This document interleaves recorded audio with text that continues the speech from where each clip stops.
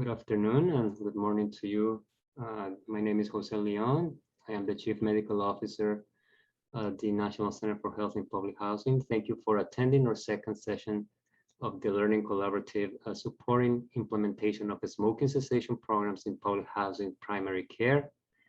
This is a live LC session. Next slide. At this moment, all lines are muted. If you have a camera and you would like to turn your camera on, that would be nice to see you and get some feedback from you and get information about your smoking cessation program and what you are doing to address this issue. If you have any questions, you can use the raise hand icon, or you can unmute your line and ask your question directly to Frank. The meeting, as I said, is being recorded, and the slides and the recording will be sent to all of you via email, or you can also access all the resources on Moodle. If you haven't signed up, you can go to Moodle and get all the resources and all the information about the last session and this session on Moodle. Next slide. The National Center for Healthy Public Housing is supported by HRSA to provide training and technical assistance to community health centers. We provide training to all health centers, and we offered some particular training or specific training to health centers located in or immediately accessible to public housing. Next slide. This is UDS data. This is taken from the 2020 UDS data. So this is recent information. HRSA just provided this less than a month ago.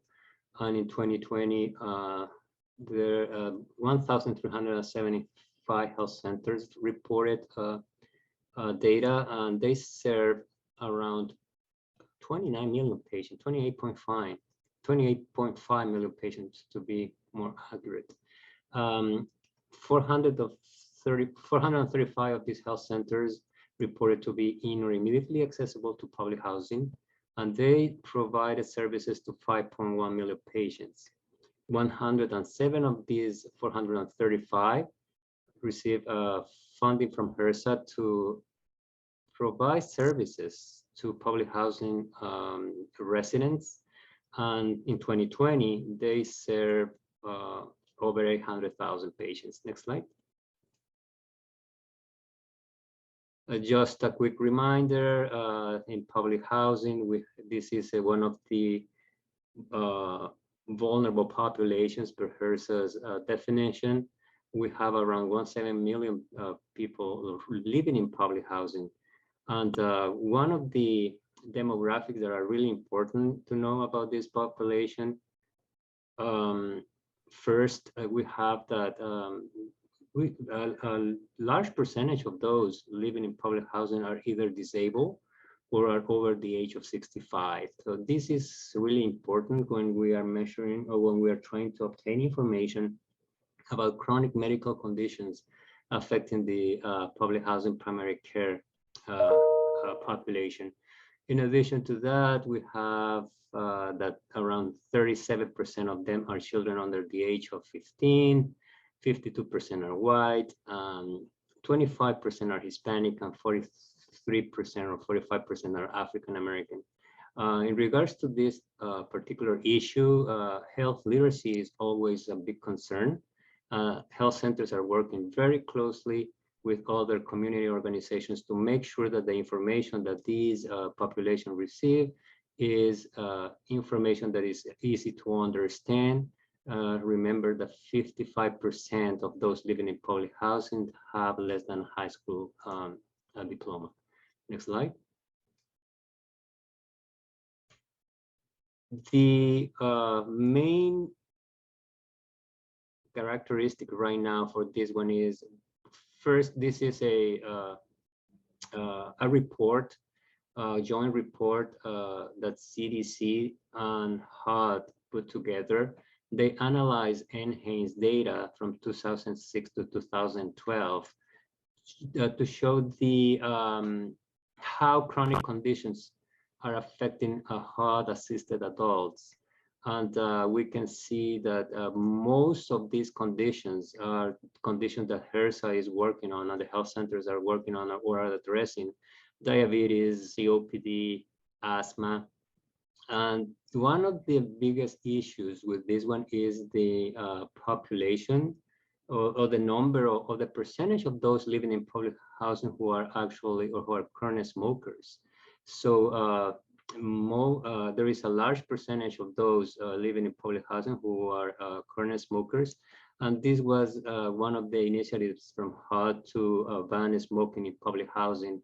And HRSA is working collaboratively with HUD to help these current smokers living in public housing to stop smoking. This is the priority area and one of the reasons why we are working on smoking cessation. And next slide. Again, these are the instructions to access Moodle. If you haven't accessed Moodle yet, you can go to moodle.nchph.org and just select the support and implementation of smoking cessation programs they'll see. You can create the account and then you will get all the materials, resources, recording links, and everything that we are sharing with all participants. Next slide. So it's we are trying to have an interactive session.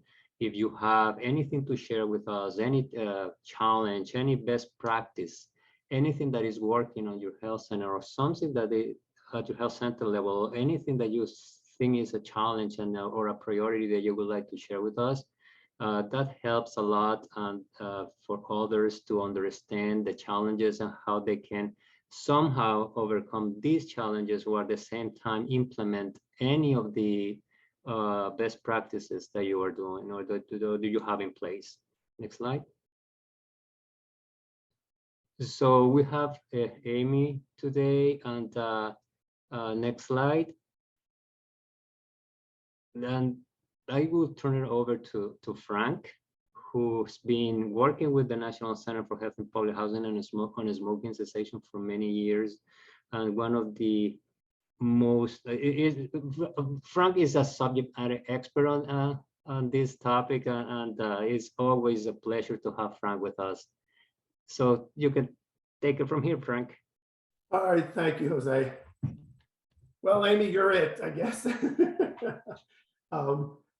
I went to a very small liberal arts school in the 70s, and I actually had 15 classes where I was the only person in the class. So you're getting an independent study today. No worries. That's okay. Thank you. Now, this particular session has been designed for to be interactive, as Jose just said. Are you okay answering? There's probably like 10 questions throughout the whole thing. So are you okay with answering those, or you just want me to discuss what the answers are? I can try to answer them to the best of my ability, but all right, that's fine. Good. Okay. That's what I like to hear. All right. So we're going to be talking about relapse, and we're going to look at it from two perspectives: how to prevent it. So that's always our goal, is to not have a patient relapse. But as we know, many people do. So how do we treat it once it does happen? But and that these are the objectives. You know, all these trainings have to have specific objectives. And as you can see, we're going to talk about the medication modifications that should or shouldn't be done in various scenarios here. So we're going to look at this from a behavioral perspective and from the medication perspective. But before we go into relapse, I want to talk about a slip, because this happens quite often, and if we catch it ahead of time, we can prevent it from becoming a full-blown relapse. So what is a slip? Well, I define it as occasional smoking after you've quit. It's just 1 or 2 cigarettes in a very specific situation. Okay, it's not daily smoking. It's not full-blown smoking. So hopefully, if you know that this has happened, we can, as I said, prevent it from becoming a full-blown relapse by helping the patient come up with specific coping strategies for that situation. So a slip is generally a failure to cope in a specific situation. And that is because the person just simply can't think of what to do in that situation other than smoke. So they immediately go there. So hopefully in our teaching our patients coping techniques, we're going to give them the tools they need to deal with all kinds of situations, but we can't know everything ahead of time, and they can't certainly anticipate every single situation where they would be tempted to smoke. So we want to give them specific coping strategies so that they can deal with a similar situation in the future without smoking.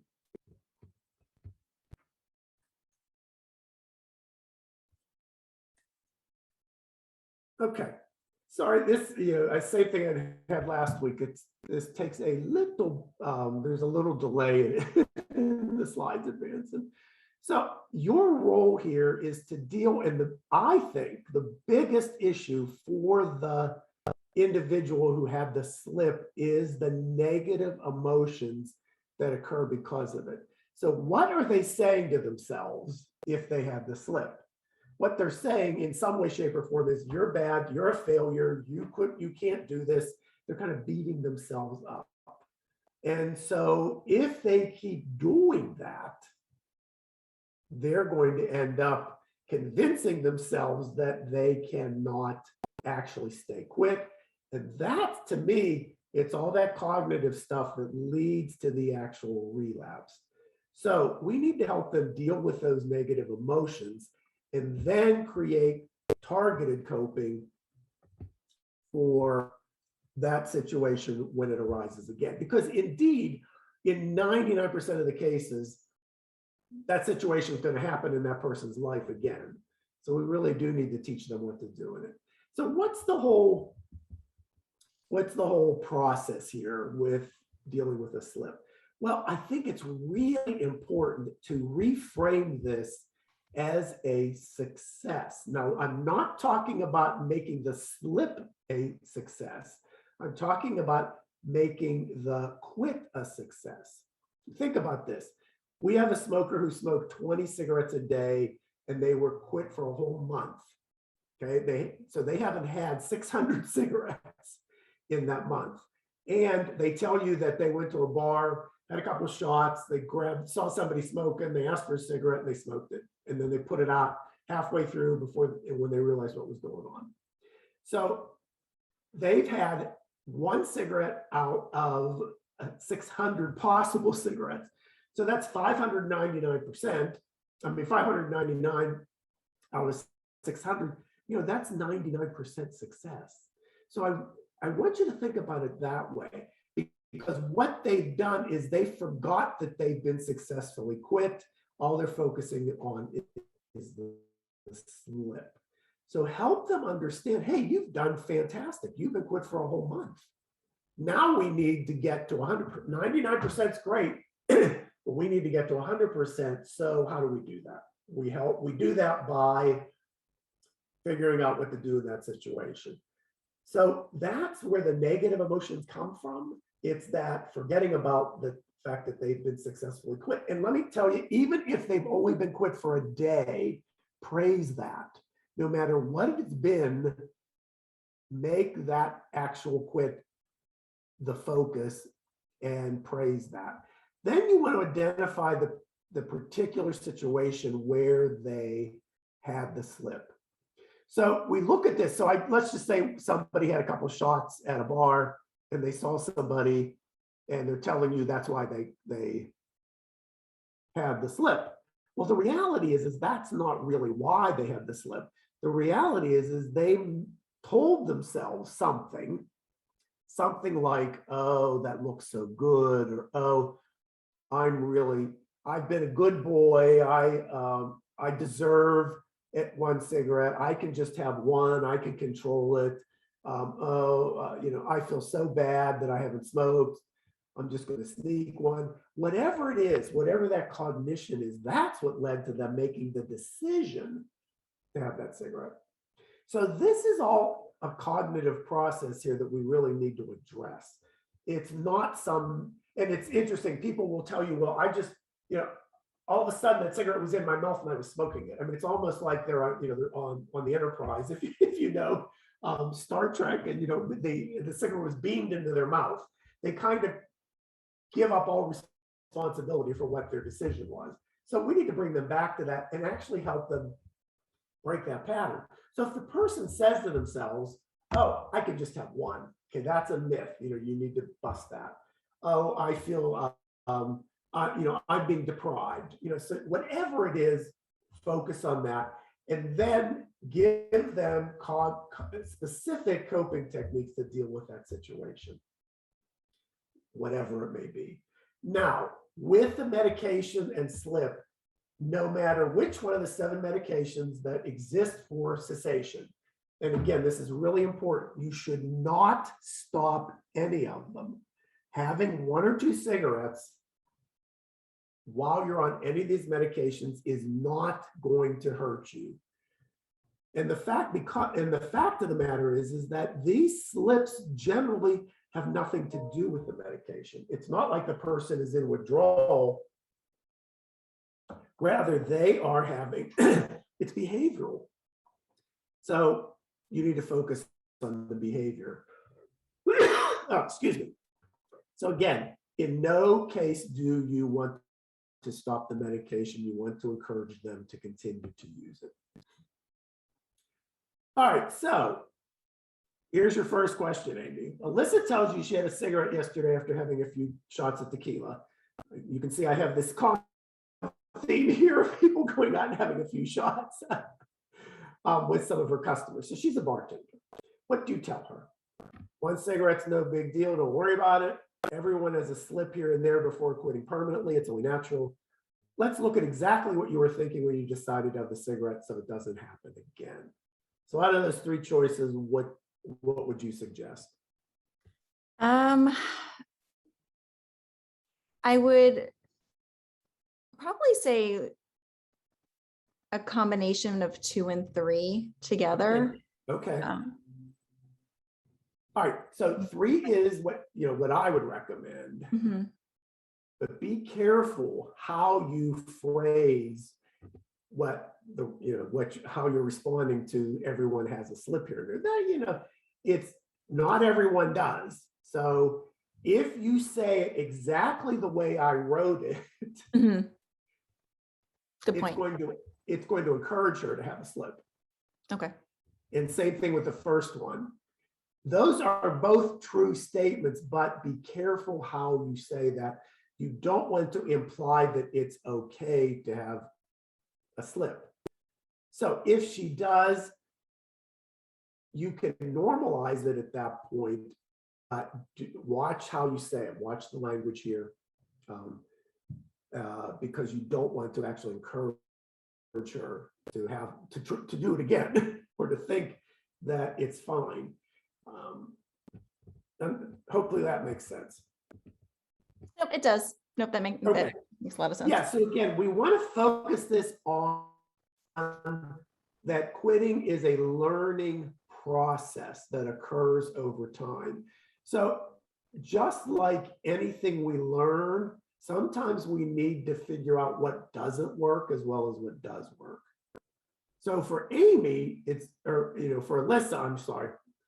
For Alyssa, it's very clear that she can't go into a bar and have a couple shots of tequila.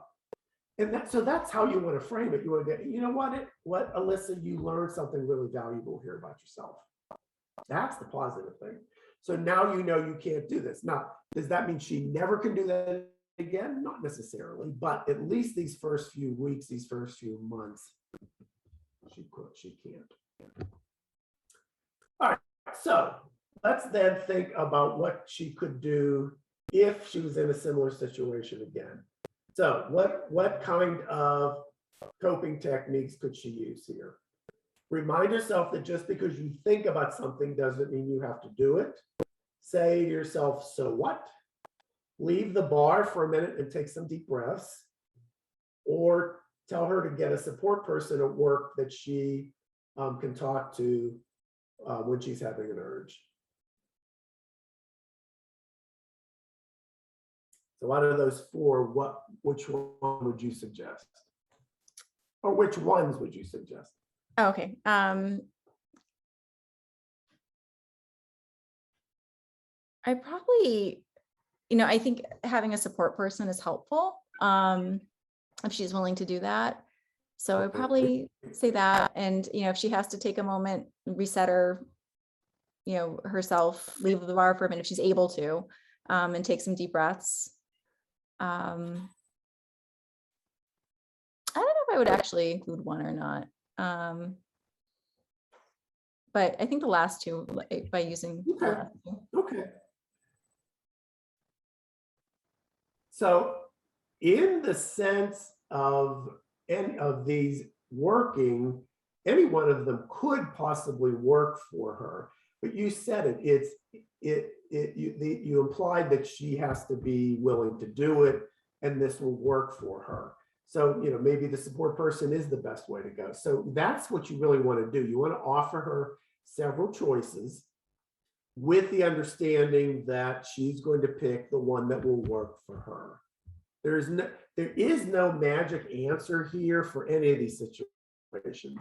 The important thing, though, is for her to understand that she doesn't have to give in to the urge by smoking, that there are alternatives. If you attended the trainings I did last year, you'll notice I really focused on this whole idea that many people in this situation, when they get in these situations, think that smoking is the only way to respond to them. And why do they think that? Because that's what they've done for the last 20 years. So it's natural. So our goal here is to give them alternatives. And then again, I like to give them 2 or 3 choices and then see which one will work best for them. So, your answers are correct. All right, so Frank, I'm sorry to interrupt you. No, question for you. Every time that somebody stops smoking or try to stop smoking, they have like a motivation, right? And I remember you talking about Fifi, for instance, Yes.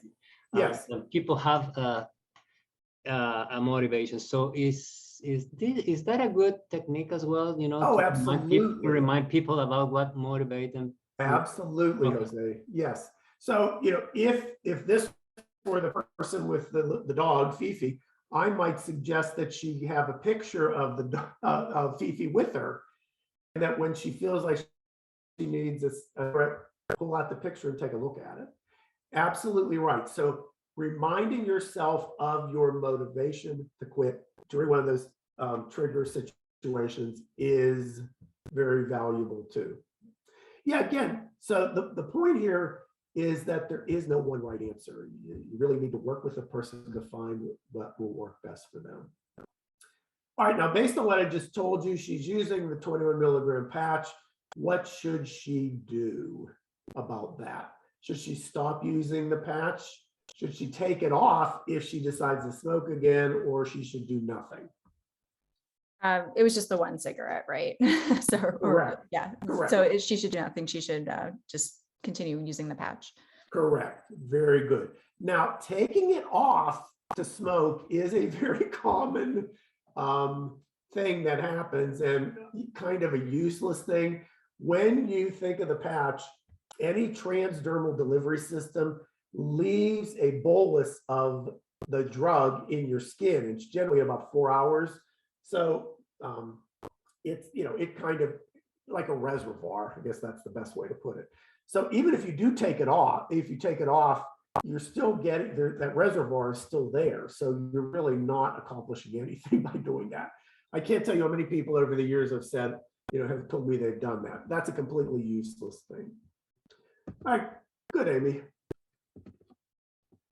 All right, so we have a poll question here before I start talking about relapse. So Fide, why don't you give Amy a minute to answer that, and then we'll go from there. Okay.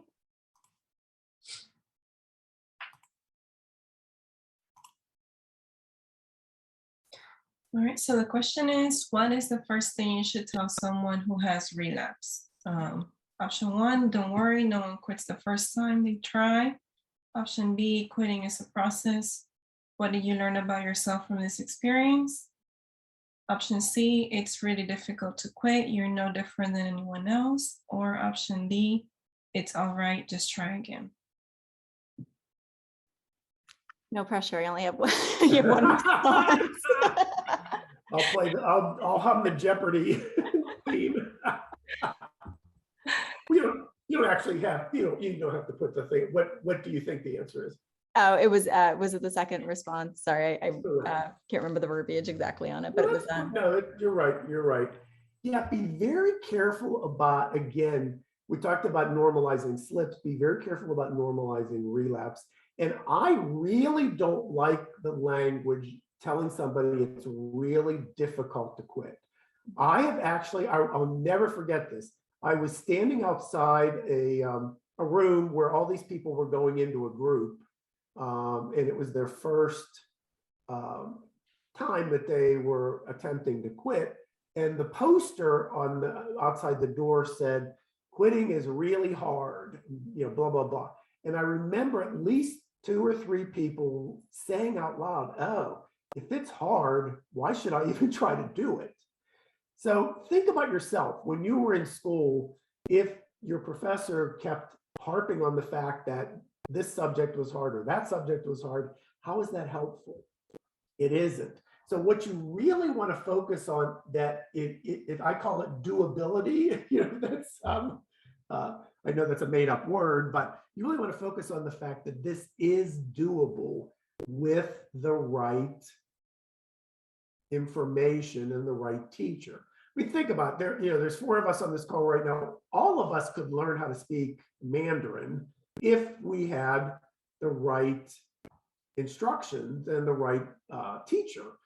We couldn't learn how to do it by just kind of willing ourselves to make ourselves learn it. So again, focus on this as a learning process.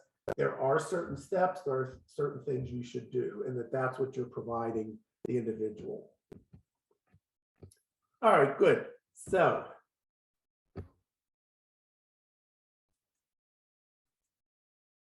how do we define relapse? Whoops.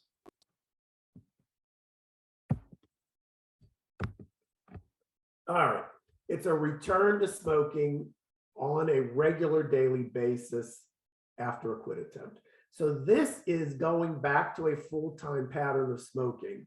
Now, in 95% of cases, people will go right back to what they were doing before they quit. It's very rare that anybody smokes a lot less, and I've never heard of anybody smoking more. The issue with some people who relapse and say to you, "Okay, I'm only going to smoke 4 cigarettes a day." It's really tough to maintain that if your body's used to smoking 20 cigarettes a day. So that doesn't work. This unfortunately is all or nothing. You either smoke or you don't smoke. Now, why do relapses happen? Well, from my experience, it's usually one of these 3 things happens. And this can happen, 2 or 3 years after the person quit. Somebody dies, somebody gets sick, or there's some big event in the person's life. The house burned down, the kid ran away, whatever. And whatever it is so overwhelming to the person that they say to themselves, "I don't give a damn. I don't care. I'm just going to smoke." So Frank, sorry, another question. I was looking at the definition of relapse, and in the example, is this person went to a bar and had 1 or 2 cigarettes, and it was just one occasion. Do you consider that a relapse, or? No, that is a slip. Slip, okay. Right. Got it. In order for it to be a relapse, it has to be on a continual basis. Okay. Thank you, Frank. No problem. So you really want to unpackage this just like we did with the individual who slipped. But before we even get to that, I really encourage you to include this prevention package, so to speak, to prevent relapse from happening when you're working with somebody. So once you've gotten them through the first couple of weeks of a quit and they're comfortable and they're chugging along, then you really want to teach them this mantra: anticipate, plan, and rehearse. So figure out ahead of time what situations might be problematic based on their past experience. So again, Alyssa might say to you, well, you know, I've always had problems when I go to bars. Okay, then plan, so create a plan to deal with this before you get in the situation. So with her, we could, you know, obviously go into all the coping techniques that we talked about. And then here is something you can do if you have the ability within the context of working with the patient, and that is to role play with them about how to actually deal with this situation. So they can either rehearse the plan in real time with you or visualize it in their head. It's also important to teach good stress management skills. So we talked about this in the last session, you know, looking at incorporating something like this into their life so that they're less susceptible to these situations leading to relapse, that they're more resilient, excuse me. So in the sense of preventing relapse, any of these things can be very, very helpful. In essence, you want to get them to the point that the four of us are. If we got in a situation where, you know, a relative passed away, the first thing we're not going to do is run and smoke a cigarette. Or, you know, if we got sick, the first thing we do is not going to go have a cigarette. So that's where we want them to go, or that's where we want them to get to. So any of these stress management skills can happen or help there. Visualizations are very important here. As I said, you know, you can role play all these different situations. And I think it's very important to begin to think of yourself as somebody who doesn't smoke. I know this may sound like a subtle and meaningless shift, but I think it's very important. Many of our individuals think of themselves as someone who was a smoker, but simply is not doing it anymore. So that still keeps you in the mindset that this is it's defining who you are. So I think it's really helpful to begin to define yourself as someone who has never smoked, is a non-smoker. And again, you know, this is my favorite thing. You've seen it many times and stuff. And I think this is really important too, because many of our individuals think that just because they have this thought, they have to act on it. And obviously that is not true. So what kind of behavioral scenes or what kind of behavioral techniques can you use here to prevent a relapse from happening? Leave the situation, especially with men. We somehow think that we have to fight it out. You know, we have to face it and you know, put up our dukes and, you know, prove who's tougher. Well, you know, not really. You know, you don't have to stay there if it's a problem. So if you're in the bar and it's driving you nuts seeing all these people smoking, leave. Talk to somebody, deep breathing. So again, these behavioral and cognitive techniques that I've talked about before all can help in that situation. So that's what you can do to prevent it. What happens if somebody does have a relapse? Well, what the patient needs here is to be able to recommit to quitting. So our goal is to lead them back to that space. So again, you want to really look at what exactly happened to trigger that first cigarette. And I think it's really important to be as specific as possible here so that the person can clearly understand the chain of events that led them to this. Then you want to suggest specific coping strategies, as we just discussed. But again, importantly, what did you learn about yourself?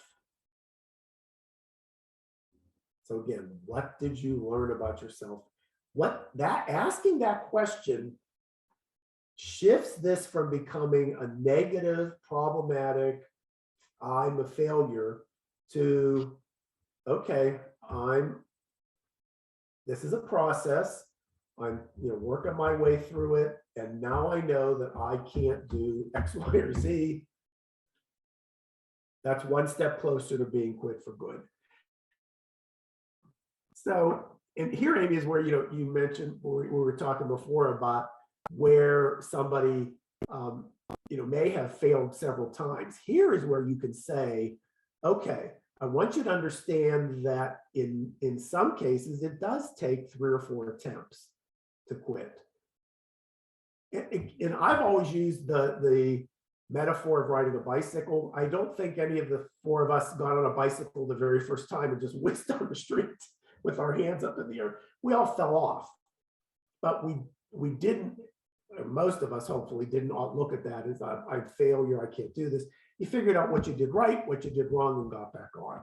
So that's where it's helpful if somebody has relapsed 3 or 4 times, to tell them that. Do not tell anybody that the very first time they're quitting, because you're setting them up for failure. So again, you've got to be careful about how you use that language. And then this quick question about that, because I mean, I've had patients who've been like, oh, I've tried to quit like 7 times before, and would it be more appropriate to use it in that situation? Yes, absolutely right. And if they say to you, I've tried everything, yeah, then this works. Just look at them and say, you know what, you haven't. You've never worked with me before.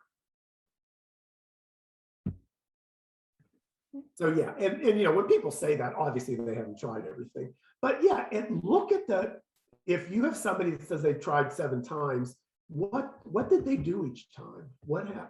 I will bet you they made the same mistake every time they did it. Pretty much that's what happens. People, because they don't know, they're not educated, they don't have the information, so they fall into that loop of just repeating the same problem or situation, or not doing whatever all the time. But yeah, that's the perfect time. But you want to follow that up by saying, okay, let's make this time different by focusing on what did you learn about yourself during those attempts. Now, with medication, if the person has returned back to full-time smoking, this is where you want to stop the medication. Not necessarily because they're going to get sick, but they're not really quitting. So there's no point in using the stuff if they're not really committed to quitting. So if you let's just say, the person the last 2 days has been smoking, 10, 15 cigarettes, and you happen to see them on the 3rd day and they still have the patch on, I would suggest they take it off, because again, they're not quite ready. They're not ready. But given that, then you want to renegotiate another quit day. So you really want to set it up for a new quit day, and that could be tomorrow or a few days. Although I suggest that if you can, to work with the person a bit before they set another quit day, to make sure that they're ready, that they know what they did incorrectly.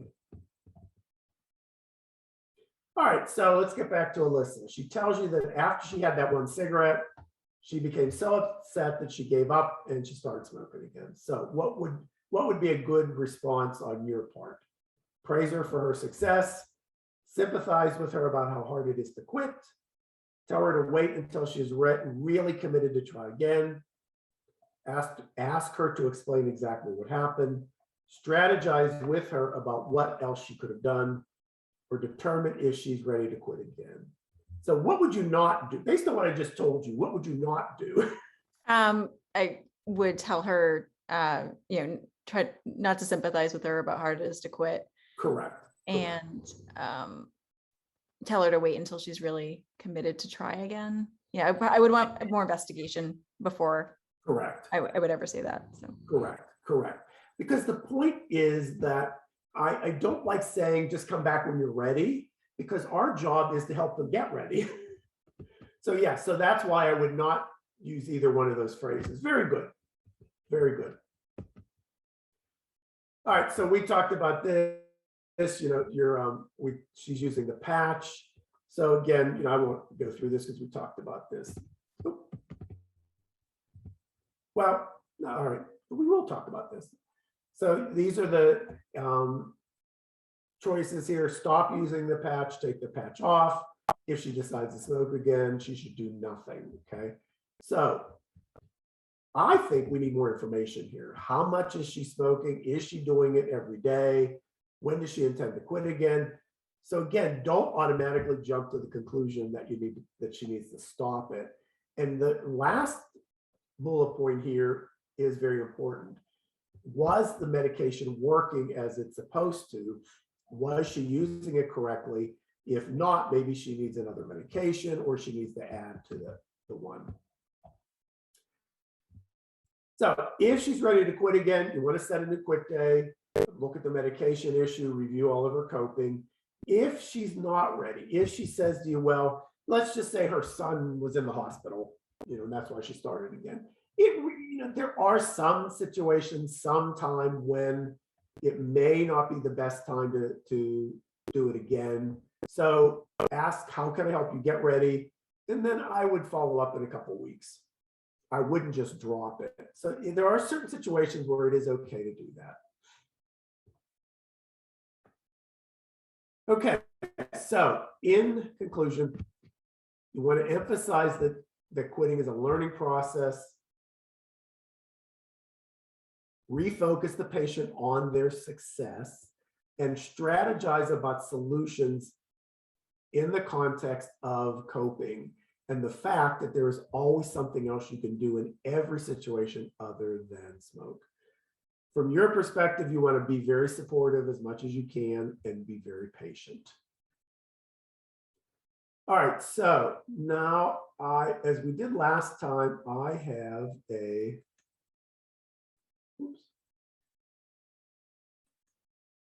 video I want to show you. All right, so let me see, how can I get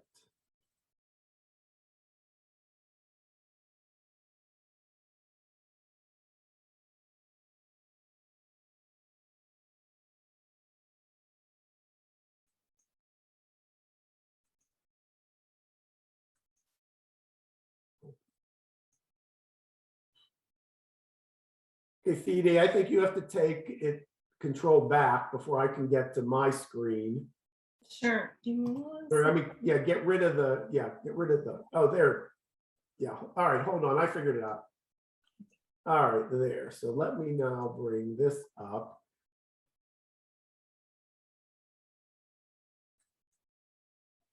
All right. Can you do what you did last time so that we can see this video? Yep. I'm gonna make you a co-host and you should be able to Okay. share your screen.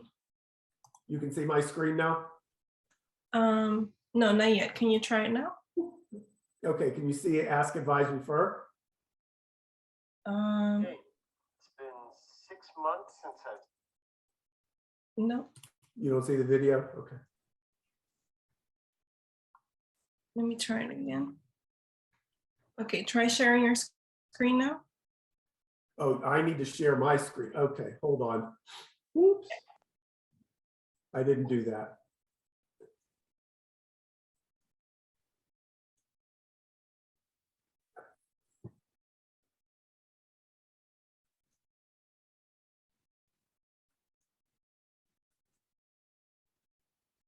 All right.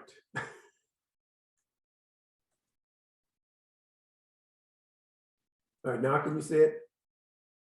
We can see your screen, but I don't. There it is. There we go. All right.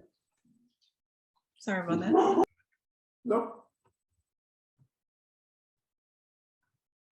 Jane, it's been 6 months since I've seen you. At that time, you were planning on quitting smoking. Tell me how that's been going. I was afraid you were going to remember that. I never did call the quit line. I did try the gum, and that seemed to work for a few weeks. But out for a few drinks with some people from work. I figured I could just have one since I hadn't smoked in 2 weeks, sort of like a reward for my good behavior.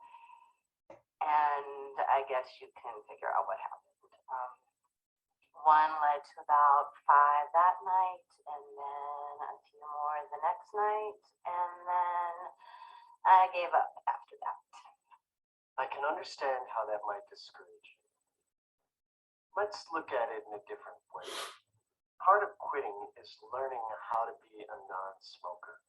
Now, anytime we're learning something new, we have to find out what doesn't work, as well as what does. Now, in your case, you quit for 2 weeks. That is the hardest part for most of my patients. But now we also know that you can't have a cigarette here and there. It's risky. Yeah, I got that. But seriously, what is the point in me quitting now? I've been doing it for too many years, haven't I? My advice to everyone who smokes is to quit, regardless of how long you've been doing it. There are benefits at any age. Now, in your case, in addition to your bronchitis, you have a long family history of heart disease and stroke. And you can't change your family's genes, but there are other things you can do. And in your case, the single most important thing you can do is to quit smoking. In all honesty, there's nothing more important to your overall health than this. Think about what your life would be like if you had to lie in bed for months, unable to do the things you enjoy. And now, ask yourself, what would be the worst possible thing that could happen if you were to quit smoking tomorrow? You're right. I need to do it. Would you consider setting a quit date sometime the next month? Yes. Maybe I'll quit in 2 weeks after our big project at work. Great. And this time, let me help you. I can give you the support you need. I can give you advice on the best quitting medication. And in addition, I highly recommend that you call the telephone quit line, 1-800-QUIT-NOW. It's an excellent resource, and it's free to anyone who wants to quit smoking. They have terrific counselors who are trained to help people like you who want to quit smoking. They help you create your own personalized quitting plan. Well, I failed completely when I tried to quit by myself, so I will give it a try. Great. Why don't you sign this form? We'll fax it over to the telephone quit line. We'll have them call you directly. And remember, if you need any advice, you can call us here at the clinic. If I'm not available, our staff is trained to help all of our patients who are trying to quit smoking. Now let's talk about what medication is going to be best for you.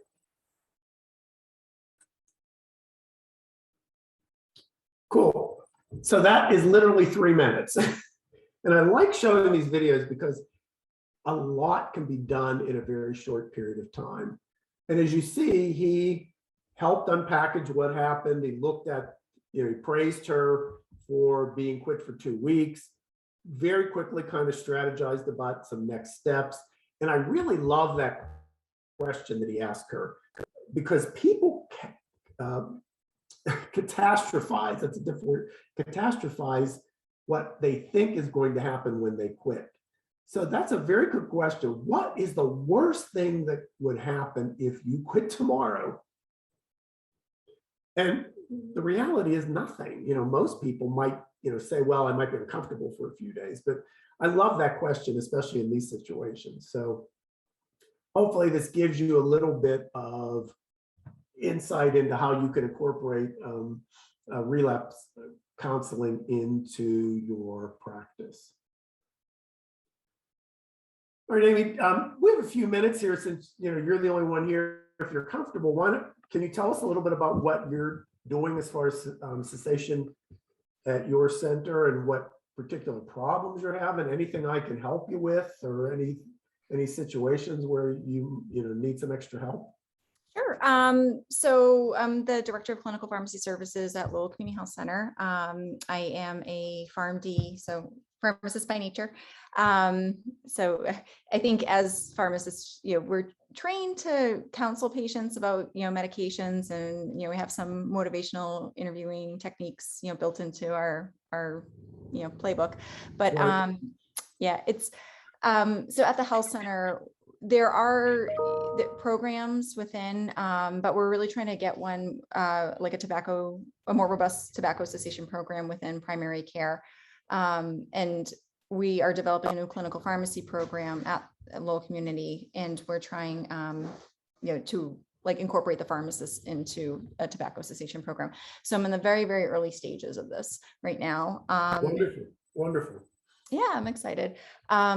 Previously, I was a clinical pharmacist doing transitions of care, and I was fortunate enough to do home visits with patients. And I focus primarily on diabetes, hypertension, COPD, and asthma. And in our area, asthma and COPD are unfortunately one of the higher causes the high, well, more COPD, but Right. higher rates for readmissions into the hospital. So I was doing a lot of transitions of care, seeing COPD patients. Going over, basic inhaler technique is one thing, but and getting them on the right regimen. But if they're smoking, or if they're living with smokers, which a lot of the patients I was working with were in public housing, you could always smell smoke somewhere. Right. When you do a home visit with them, it's trying to, it's very impactful with their health. So, we're just trying to support our local community and, try to get a type of tobacco cessation program up and running with the health center. So. Good, good. Well, if I can be of any help, please let me know. Most of the information that I use here is from that RX for Change program.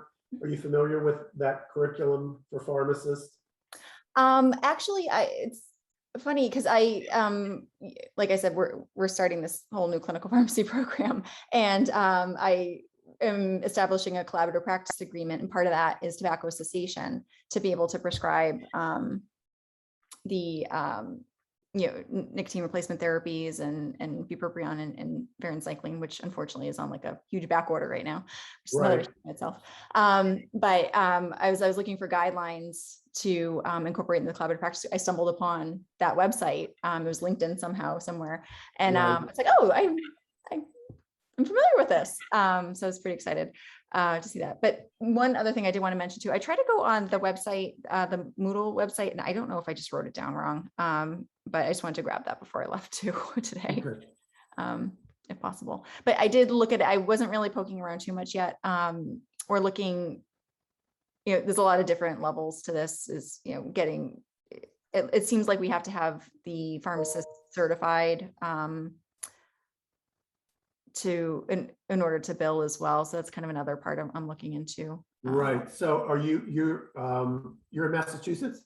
I am Massachusetts. Yeah. Okay. And you have prescriptive authority then for the cessation medications?